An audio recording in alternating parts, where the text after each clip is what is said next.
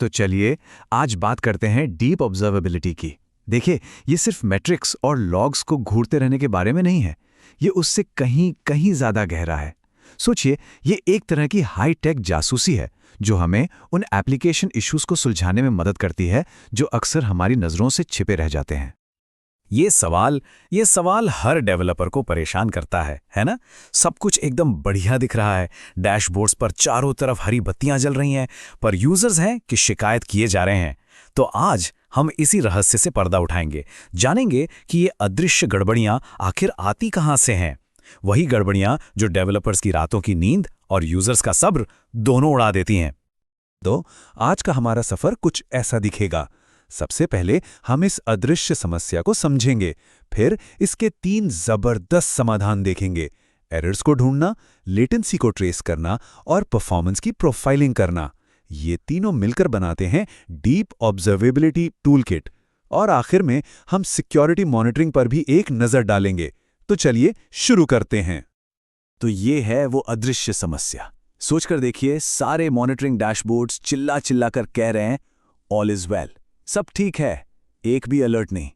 लेकिन customer support की phone line शिकायतों से भरी पड़ी हैं। ऐप बहुत स्लो है, या अरे ये तो चल ही नहीं रही। बस यही है वो अदृश्य समस्या, एक ऐसी गड़बड़ जिससे हमारे स्टैंडर्ड टूल्स पकड़ ही नहीं पाते। तो फिर इस पहेली को सुलझाएं कैसे? इसके लिए हमारा पहला हथियार है एरर रिपोर्टिंग। ये वो टूल है जो हमें बिल्कुल सीधे सीधे बताता है कि एप्लीकेशन में असल में क्या गड़बड़ है। देखिए, इस टूल की सबसे बड़ी ताकत है इसका ऑटोमेशन। अब वो जमाना गया जब हजारों लाखों लाइंस के लॉग्स में से सुई ढूंढनी पड़ती थी। नहीं, एरर रिपोर्टिंग खुद ब खुद सारी गलतियों को पकड़ता है, उन्हें ग्रुप करता है और आपको सीधा, बिल्कुल सीधा समस्या की जड़ तक ले जाता है। जरा सोचिए, ये कितना पावरफुल है। ये एक जैसी हजारों एरर्स को पकड़कर एक सिंगल इश्यू में ग्रुप कर देता है। ये आपको पूरा का पूरा स्टैक ट्रेस दिखाता है ताकि आप देख सकें कि कोड में गड़बड़ ठीक कहां पर है। और सबसे बढ़िया बात, एक क्लिक, सिर्फ एक क्लिक, और आप सीधे उस लॉग एंट्री पर पहुंच जाते हैं जहां एरर हुई थी। सच कहूं तो ये डेवलपर्स के लिए एक रियल गेम चेंजर है। चलिए एक रियल वर्ल्ड एग्जाम्पल देखते हैं। मान लीजिए कंपनी है ZippyByte। उनको अपने यूजर्स से एक बड़ी ही गोलमोल सी शिकायत मिलती है, बस इतनी सी कि चेकआउट कभी कभी फेल हो जाता है। अब सोचिए, इंजीनियर्स के लिए तो ये घास के ढेर में सुई ढूंढने जैसा ही हो गया। और यहां देखिए, फर्क बिल्कुल साफ है, जमीन आसमान का। अगर लॉग्स को मैन्युअली छाना जाता तो घंटे लग जाते, शायद दिन भी बीत जाते। लेकिन एरर रिपोर्टिंग ने क्या किया? उसने मिनटों में, जी हां, मिनटों में समस्या की जड़ पकड़ ली। क्या थी समस्या? एक नल पॉइंटर एक्सेप्शन। ये एक बहुत ही आम कोडिंग की गलती है। मतलब प्रोग्राम कुछ ऐसा एक्सेस करने की कोशिश कर रहा था जो वहां था ही नहीं। तो ये दिखाता है कि एक सही टूल होने से कितना कितना बड़ा फर्क पड़ता है। ठीक है, तो हमने ये तो पता लगा लिया कि क्या टूट रहा है, पर क्या हो अगर कुछ टूट ही नहीं रहा, बस बहुत स्लो चल रहा है? यहीं पर हमारा दूसरा टूल क्लाउड ट्रेस सीन में आता है। ये हमें बताता है कि देरी आखिर कहां हो रही है। देखिए, आजकल की जो मॉडर्न एप्लीकेशंस होती है ना, वो एक बड़ी बिल्डिंग जैसी नहीं होती। वो तो छोटे छोटे कनेक्टेड माइक्रो सर्विसेज का एक पूरा शहर होती हैं। और क्लाउड ट्रेस, वो इस शहर के लिए एक जीपीएस की तरह है। वो एक सिंगल रिक्वेस्ट की पूरी यात्रा को ट्रैक करता है और हमें दिखाता है कि रिक्वेस्ट किस किस सर्विस से गुजरी, और सबसे जरूरी, कहां पर ट्रैफिक जैम लगा, मतलब परफॉर्मेंस बॉटलनेक कहां है। तो ZippyByte के सामने एक और चैलेंज आता है। यूजर शिकायत कर रहे हैं कि ऑर्डर प्लेस करने में बहुत ज्यादा टाइम लग रहा है। जाहिर है, इससे उनका एक्सपीरियंस खराब हो रहा है। और जैसे ही क्लाउड ट्रेस की रिपोर्ट सामने आती है, तस्वीर बिल्कुल क्रिस्टल क्लियर हो जाती है। देखिए, रिक्वेस्ट लोड बैलेंसर तक 20 मिलीसेकंड्स में पहुंची। लोड बैलेंसर से ऑर्डर सर्विस तक 30 मिलीसेकंड्स लगे। लेकिन ऑर्डर सर्विस से पेमेंट सर्विस तक का सफर पूरे 900 मिलीसेकंड्स। बिंगो, हमें हमारा बॉटलनेक मिल गया। प्रॉब्लम डेटाबेस में नहीं है, प्रॉब्लम पेमेंट सर्विस के अंदर है। तो अब हमें यह पता है कि पेमेंट सर्विस स्लो है, लेकिन क्यों? इस क्यों का जवाब देने के लिए आता है हमारा तीसरा और आखिरी टूल, क्लाउड प्रोफाइलर। ये टूल कोड के अंदर बहुत गहराई में जाकर यह बताता है कि कोई सर्विस स्लो या महंगी क्यों है।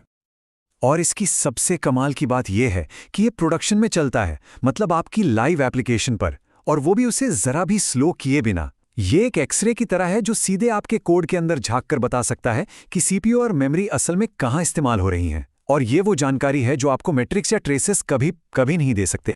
अब जिपी बाइट के लिए एक और बिजनेस प्रॉब्लम खड़ी हो गई है। उनके क्लाउड रन के बिल लगातार बढ़ रहे हैं। सीपीयू यूजेज आसमान छू रहा है, जिसका सीधा सा मतलब है कि वो ज्यादा रिसोर्सेज के लिए ज्यादा पैसे दे रहे हैं। और जब क्लाउड प्रोफाइलर का डेटा आया तो सच में होश उड़ गए। देखिए जरा, 40% सीपीयू, 40% सिर्फ डेटा को प्रोसेस करने में यानी जेसन सीरियलाइजेशन में जा रहा है, और 30% सीपीयू फालतू की लॉगिंग में बर्बाद हो रहा है। मतलब कुल 70% सीपीयू पावर असली काम पर नहीं बल्कि इनएफिशिएंट कोड पर खर्च हो रही है। जो असली बिजनेस लॉजिक है वो तो सिर्फ 20% सीपीयू ले रहा है। तो प्रॉब्लम कोर लॉजिक में थी ही नहीं। तो चलिए अब इन तीनों टूल्स को एक साथ लाते हैं।